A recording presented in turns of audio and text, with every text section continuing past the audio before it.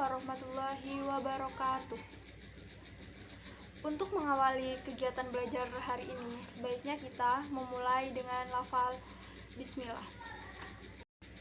Sebelum kita melakukan materi pelajaran hari ini, sebaiknya anak-anak mengisi absen melalui link WhatsApp yang telah saya bagikan di grup WhatsApp.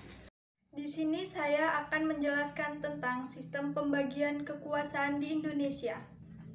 Tujuan pembelajaran yang pertama, siswa mampu menjelaskan pengertian sistem pembagian kekuasaan. Yang kedua, siswa mampu memahami tentang konsep kekuasaan negara menurut para ahli. Yang ketiga, siswa mampu menjelaskan sistem pembagian kekuasaan di Indonesia. Pengertian sistem pemerintahan. Sistem pemerintahan adalah cara pemerintah dalam mengatur semua yang berkaitan dengan pemerintahan. Sistem ini berfungsi untuk menjaga kestabilan pemerintahan, politik, pertahanan, ekonomi, dan lain sebagainya. Sistem pemerintahan dibagi beberapa kekuasaan. Pembagian kekuasaan menurut John Locke dibagi menjadi 3. Yang pertama, kekuasaan legislatif, yaitu kekuasaan untuk membuat atau membentuk undang-undang dasar. Yang kedua, kekuasaan eksekutif, yaitu kekuasaan untuk melaksanakan undang-undang, termasuk kekuasaan untuk mengadili setiap pelanggaran terhadap undang-undang. Yang ketiga, kekuasaan federatif, yaitu kekuasaan untuk melaksanakan hubungan luar negeri. Sedangkan kekuasaan menurut Montesquieu dibagi menjadi 3. Yang pertama, kekuasaan legislatif, yaitu kekuasaan untuk membuat atau membentuk undang-undang. Yang kedua, kekuasaan eksekutif, yaitu kekuasaan untuk melaksanakan undang-undang. Yang ketiga, kekuasaan yudikatif, yaitu kekuasaan untuk mempertahankan undang-undang, termasuk kekuasaan untuk mengadili setiap pelanggaran terhadap undang-undang. Mengapa harus ada pembagian kekuasaan? Karena supaya ada kontrol keseimbangan di antara lembaga pemegang kekuasaan. Pembagian kekuasaan negara dibagi menjadi beberapa bagian. Di Indonesia terdiri dari pembagian legislatif, eksekutif, dan yudikatif. Tetapi itu semua tidak bisa dipisahkan. Hal ini membawa konsekuensi bahwa di antara bagian-bagian itu dimungkinkan ada koordinasi atau kerjasama mekanisme. Pembagian ini banyak sekali digunakan oleh negara di dunia, termasuk di Indonesia. Kekuasaan negara itu terpisah-pisah dalam beberapa bagian, baik mengenai orangnya maupun fungsinya. Setiap lembaga menjalankan fungsinya masing-masing. Pembagian kekuasaan di Indonesia diatur sepenuhnya di dalam Undang-Undang Dasar Negara Republik Indonesia tahun 1945. Penerapan pembagian kekuasaan di Indonesia terdiri atas 2 bagian, yaitu pembagian kekuasaan secara horizontal dan pembagian kekuasaan secara vertikal. Pembagian kekuasaan menurut fungsi lembaga tertentu, seperti legislatif, eksekutif, dan yudikatif. Berdasarkan Undang-Undang Dasar Republik Indonesia tahun 1945, secara horizontal pembagian kekuasaan negara dilakukan pada tingkatan pemerintahan pusat dan pemerintahan daerah. Pembagian kekuasaan secara horizontal. Yang pertama, kekuasaan konstitutif, yaitu bertugas untuk mengubah atau menetapkan undang-undang dasar.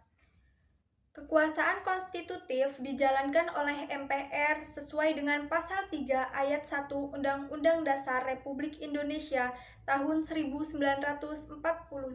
Yang kedua, kekuasaan eksekutif, kekuasaan untuk menjalankan undang-undang dan menyelenggarakan perintah negara. Dijalankan oleh Presiden, dibantu oleh Wakil Presiden sesuai pasal 4 ayat 1 Undang-Undang Dasar Negara Republik Indonesia tahun 1945. Yang ketiga, kekuasaan legislatif. Kekuasaan untuk membentuk undang-undang dijalankan oleh DPR sesuai dengan Pasal 20 Ayat 1 Undang-Undang Dasar Negara Republik Indonesia tahun 1945. Yang keempat, kekuasaan yudikatif. Kekuasaan kehakiman yang ditugaskan untuk menyelenggarakan peradilan guna menegakkan hukum dan peradilan. Dijalankan oleh Mahkamah Agung serta peradilan di bawahnya. Sesuai Pasal 24 Ayat 2 Undang-Undang Dasar Negara Republik Indonesia tahun 1945. Selain itu, terdapat Komisi Yudisial sebagai lembaga pendukung pelaksanaan kekuasaan kehakiman sesuai Pasal 24B Undang-Undang Dasar Negara Republik Indonesia tahun 1945. Yang kelima, kekuasaan eksaminatif. Kekuasaan dalam rangka menyelenggarakan periksaan atas pengelola dan tanggung jawab kekuasaan negara.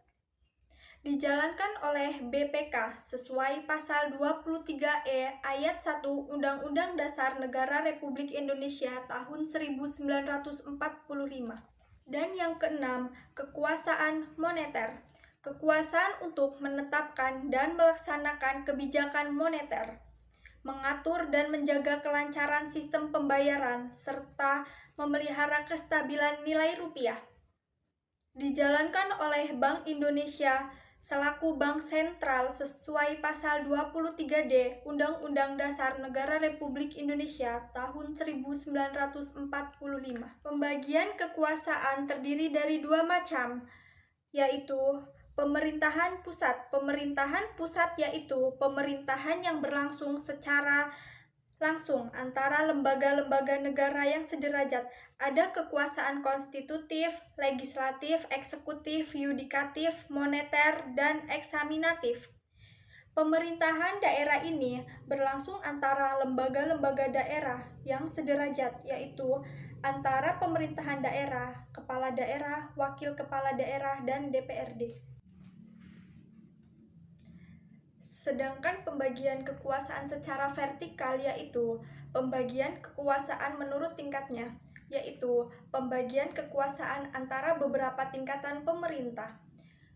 Seperti yang diatur dalam Pasal 18 Ayat 1 Undang-Undang Dasar Negara Republik Indonesia tahun 1945 menyatakan bahwa Negara Kesatuan Republik Indonesia dibagi atas daerah-daerah provinsi, dan daerah provinsi dibagi atas kabupaten kota, yang tiap-tiap provinsi, kabupaten, dan kota itu mempunyai pemerintahan daerah yang diatur dengan undang-undang. Untuk mengakhiri kegiatan belajar kita hari ini, sebaiknya kita mengucapkan lafal hamdalah, alhamdulillahirobbilalamin. Sekian materi yang saya sampaikan hari ini, semoga bermanfaat. Saya akhiri. Wassalamualaikum warahmatullahi wabarakatuh.